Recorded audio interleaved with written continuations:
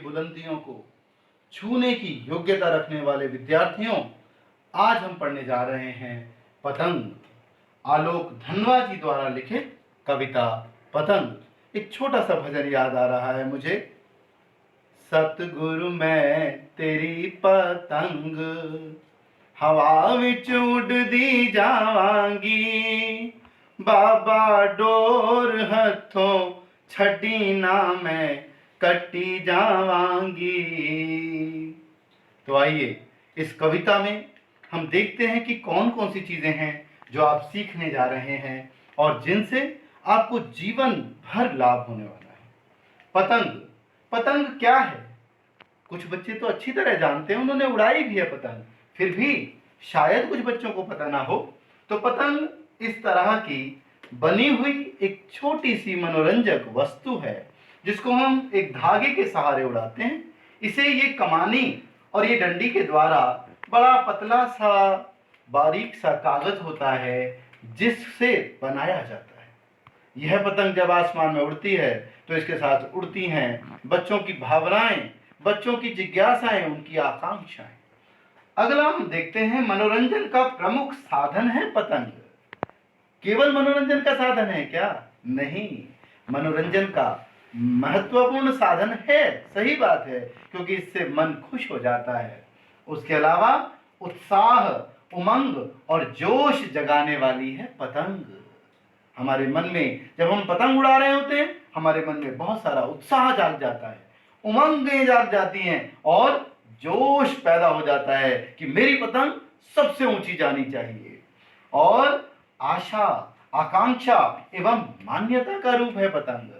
आशा है कि मेरी पतंग जीतेगी, मेरी पतंग नहीं कटेगी। आकांक्षा है, सबसे ऊंची उड़ानी है मैंने, और इसके साथ साथ मैंने सबसे ऊंचा उठना है, मैंने सबसे ज्यादा विजयी बनना है।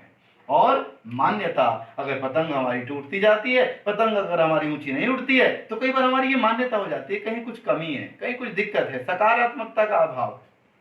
अपने पंखों पर विजय और वर्चस्व का बोझ लेकर उड़ने वाली है पतंग। अर्थात पतंग जो है अपने पंखों पर विजय और वर्चस्व, जीत चाहिए और वर्चस्व चाहिए हमें पतंग उड़ाते समय। हंसी खुशी अथवा उदासी का सबब है पतंग। हंसी खुशी और उदासी का कारण है।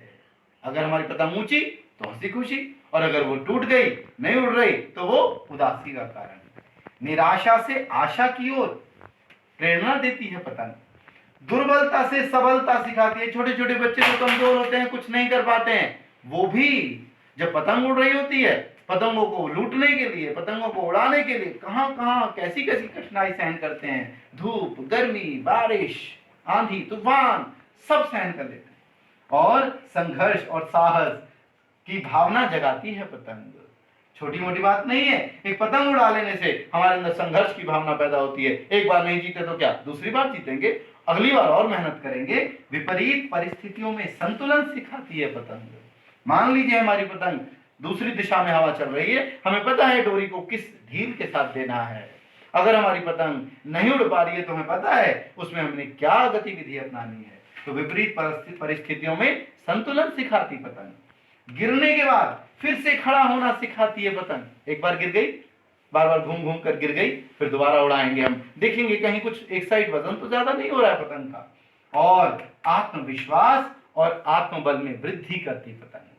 ये पतंग जो है हमारे अंदर का आत्मविश्वास जगाती है, हमारे अंदर के बल को बढ़ाती है ये पतंग। और इस पतंग के लेखक हैं, कवि हैं आलोक धनवा जी। आइए इनके बारे में जान लें, जिन्होंने पतंग के बारे में इतनी बड़ी, इतनी अच्छी बात हमें बताई। तो देखिए, आलोक धनवा का जन्म 1948 में मुंगेर, बिहार में हुआ। आप हिंदी के उन बड़े कवियों में से हैं जिन्होंने 70 के दशक में कविता को एक नई पहचान दी। इन्होंने कुल 41 काव्य लिखे हैं, जिनमें से जनता का आदमी, गोली तागो पोस्टर, कपड़े के जूते और ब्रूनो की बेटियां हिंदी की प्रसिद्ध कविताएं हैं। काव्य संग्रह के अलावा वे पिछले 2 दशकों से देश के विभिन्न हिस्सों में सांस्कृतिक और सामाजिक कार्यकर्ता के रूप में सक्रिय भागीदार रहे हैं। आपकी लोकप्रियता के कारण कविताओं के अनुवाद अंग्रेजी और रूसी में भी हुए हैं। इतने लोकप्रिय रहे आप, आपकी कविताएं लोगों को ज़बानी याद रही हैं और अपने इन्हें पहल सम्मान मिला, नागार्जुन सम्मान मिला, फिराक गोरखपुरी सम्मान मिला, बहुत बड़े शायर हैं ये, गिरिजा कुमार माथुर सम्मान मिला, भवानी प्रसाद मिश्र स्मृति सम्मान भी मिला है। पटना निवासी आलोक धनवा इन दिनों महात्मा गांधी अंतरराष्ट्रीय हिंदी विश्वविद्यालय वर्धा में कार्यरत हैं। ऐसे हैं आलोक धनवा। तो आइए देखते हैं आलोक धनवा जी की उस पतंग में कितना आनंद है, कितना उत्साह है, कितनी तरंग है। तो पहले हम कविता का सार समझ लें, सीख लें कि इस कविता में मुख्य बिंदु क्या है। इस कविता में शरद ऋतु की सुंदर चमक और बाल सुलभ, जो बच्चों में आसानी से मिल जाती है, ऐसी इच्छाओं और उमंगों का सजीव चित्रण किया गया है। भादों के महीने के बाद भाद्रपद, आश्विन, हमारे महीने चलते हैं चैत्र, बैसाख, ज्येष्ठ, आषाढ़, सावन और सावन के बाद भाद्रपद। तो भाद्रपद के बाद जो महीना आता है उसमें शरद ऋतु शुरू होती है। उस शरद ऋतु इतनी चमकीली है मानो अंधेरों के बाद, कजारे बादलों के बाद आज शरद ऋतु आई है, तो ऐसे लगता है अंधेरों के बाद सवेरा हो गया है। और यह सवेरा कैसा है? खरगोश की आंखों जैसा लाल, भूरा और चमकदार है। सर्वत्र उमंग का माहौल है, बच्चे पतंग उड़ाने के लिए इकट्ठे हो गए हैं। मौसम साफ हो गया है तथा आकाश मुलायम हो गया है। बच्चे पतंग उड़ाने लगे हैं और आसमान को छूने के साथ साथ उनके जोश में वो सीटियां और किलकारियां भी मारने लगे हैं।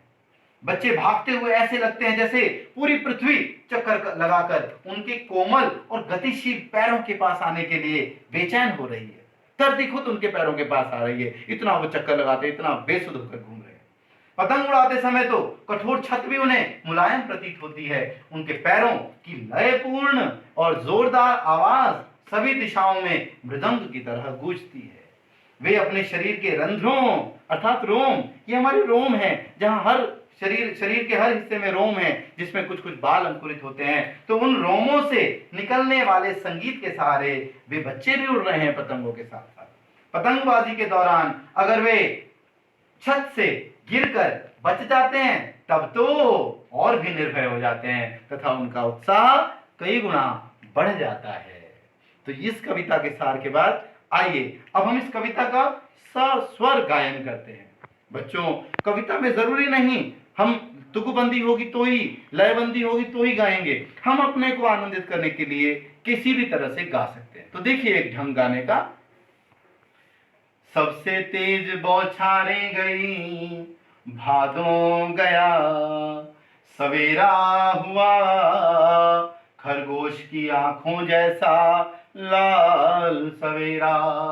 शरद आया पुलों को पार करते हुए, अपनी नई चमकीली साइकिल तेज चलाते हुए, घंटी बजाते हुए, जोर जोर से, चमकीले इशारों से बुलाते हुए। पतंग उड़ाने वाले बच्चों के झुंड को चमकीले इशारों से बुलाते हुए और आकाश को इतना मुलायम बनाते हुए कि पतंग ऊपर ऊपर ऊपर उठ सके। दुनिया की सबसे हल्की और रंगीन चीज उड़ सके, दुनिया का सबसे पतला कागज उड़ सके, बांस की सबसे पतली कमानी उड़ सके कि शुरू हो सके सीटियों, किलकारियों और तितलियों की इतनी नाजुक दुनिया। इसके बाद देखिए, जन्म से ही वे अपने साथ लाते हैं कपास, पृथ्वी घूमती हुई आती है उनके बेचैन पैरों के पास। जब वे दौड़ते हैं बेसुध, छतों को भी नर्म बनाते हुए, दिशाओं को मृदंग की तरह बजाते हुए, जब वे पेंग भरते हुए चले आते हैं डाल की तरह लचीले वेग से, अक्सर छतों के खतरनाक किनारों तक उस समय गिरने से बचाता है उन्हें सिर्फ उनके ही रोमांचित शरीर का संगीत। पतंगों की धड़कती ऊंचाइयां उन्हें थाम लेती हैं महज एक धागे के सहारे। पतंगों के साथ साथ वे भी उड़ रहे हैं अपने रंध्रों के सहारे। अगर वे कभी गिरते हैं छतों के खतरनाक किनारों से और बच जाते हैं, तब तो और भी निडर होकर सुना ले, सूरज के सामने आते हैं। पृथ्वी और भी तेज घूमती हुई आती है उनके बेचैन पैरों के पास। इतना अब हम पढ़ेंगे, अगली उसमें हम व्याख्या करेंगे। धन्यवाद।